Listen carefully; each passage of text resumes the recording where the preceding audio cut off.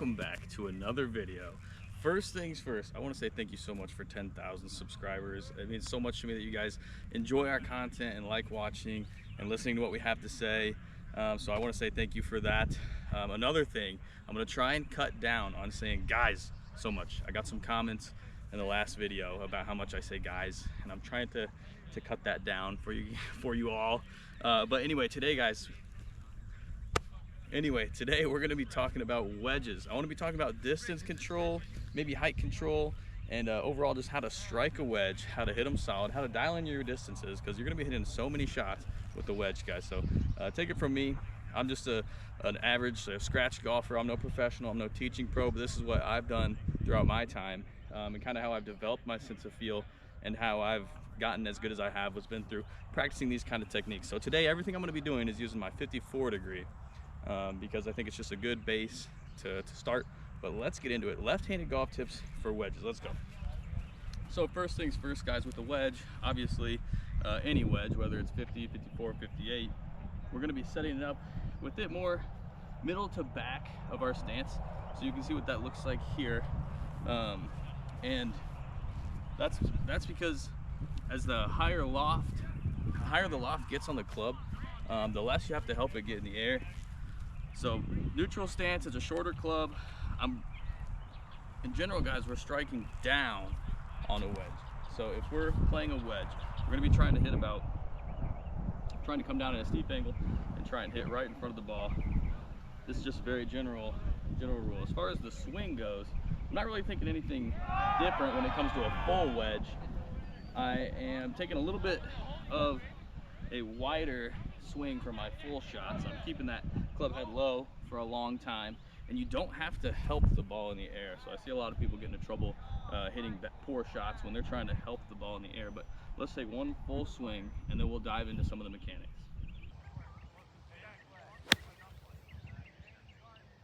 So first things first, we're going to talk about kind of my setup. Anytime I'm setting up with the wedge, I always leave the face a little bit open, and that's because I'm trying to utilize the bounce of the club as much as possible. If you dig that leading edge into the ground, you're going to end up digging it in, because we're hitting so steep on a wedge that the leading edge is going to dig. You're going to end up chunking the shot. So I always have a little bit slightly open club face. On my full shots, guys, like I said, I'm taking the club out wider a little bit. I'm feeling that wide swing, and I'm cutting across it a little bit. From the outside to in, swinging right at my target with that open club face. Is going to utilize the bounce, let that club go high and spin perfectly. Middle of my stance to back of my stance. This is just a standard full wedge shot. You can see I have my hands a little bit ahead of the ball, a little bit of a forward press.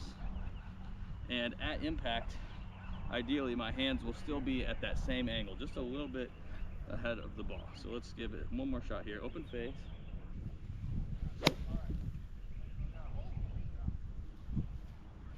And as you can see, that comes off really solid, really high, really straight. When I'm hitting these controlled shots, I'm trying to get a good sense of feel, how far I need to take the club back and how far I need to finish in order to get the ball to go a certain distance. Kind of a basis I'm using for feel is kind of like my belt to belt, chest to chest, shoulder to shoulder, and then obviously a full shot as well. There's different variations I can dial in to get the exact yardage depending on whatever shot I'm needing to hit, such as if I'm playing, a 50-yard shot, I'm looking at like waist to waist, belt to belt, or I could even go waist up to my chest, or waist to shoulder, whatever, any variation of that, in order to get these yardages dialed in. One thing I do on 50-yard shots, it's a really difficult shot to hit. You obviously have a hard time generating enough spin on the ball to get it to stop on a firm green. One thing I'm doing is opening that club face so I can utilize the bounce. I'm opening up a little bit, standing open to my target. One thing I'm almost trying to do is play it off the toe. That way I can get my swing speed up and kill the ball speed. If you're 50 yards, you need to put spin on the ball. You want to make sure that your swing speed's up, but the ball speed is down. So we do that by kind of playing it off the toe a little bit, utilizing a little bit of an open face, utilizing that bounce. It's going to come off high. But in order to get that spin, we need to make sure that we're getting that spin on the ball by swinging it harder. So again, utilizing as much groove as possible, open club face, utilizing the bounce. For me, 50 yards is going to be about waist to waist, maybe a little bit more because I'm going to be swinging harder, trying to play it off the toe, generate a little bit more spin. And that is going to come off perfect, just like that, every time. That's about 50 yards exactly. Again, if I'm developing that sense of feel, I'm going to play around with this on the range and try different variations of that swing. So even if I'm going hip to chest, or even like chest to hip, I'm going to be able to kind of compare these distances and how far they're going. If I know, it's also nice to pick a range with a lot of targets. This range here has plenty of targets, but I'm going to practice and see how far this ball is going. So I know that my waist to waist or belt to belt is going 50 yards. Let's see now, kind of the same swing, same stance. I got the ball in the middle of my stance. I'm going to see how far like a chest to waist goes.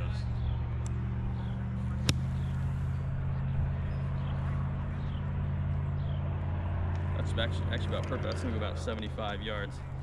So as I'm hitting these balls on the range, I'm keeping mental note, because when I get out on the course, I want to feel comfortable and confident with distance control, especially with the wedge. This is where you're going to make all your scores. Let's hit another one. Let's try a full takeaway and then finishing low, like an abbreviated finish. So we'll go like full to maybe chest.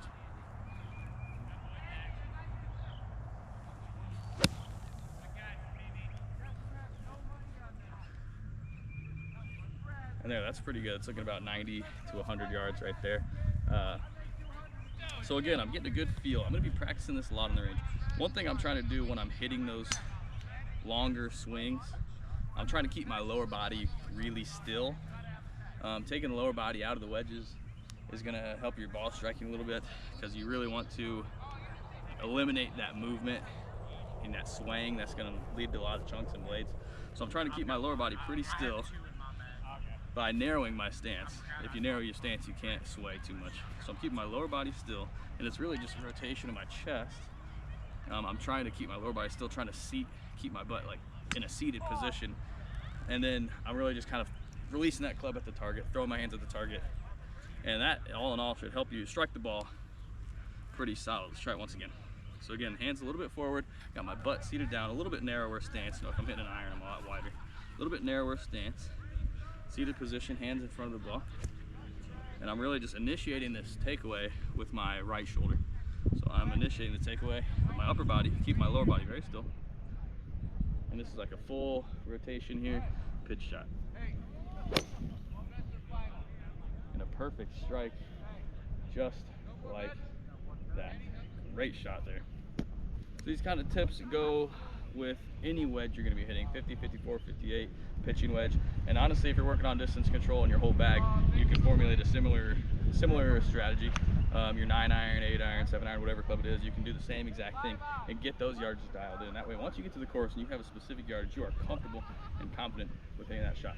But these wedges can be pretty scary, especially on these tough lies, especially when it comes to these 50-yard, 75-yard pitch shots. Really difficult, really scary, because you're opening that face up, exposing a lot of hosel. And a lot of people just really aren't sure on how to use that bounce.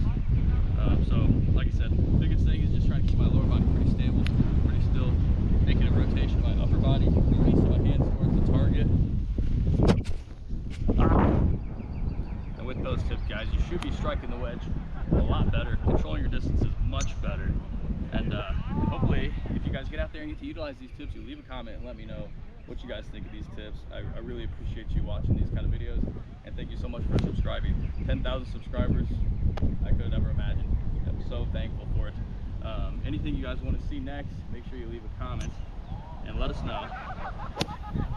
We'll be having more on-course content, a lot more content coming up in the future.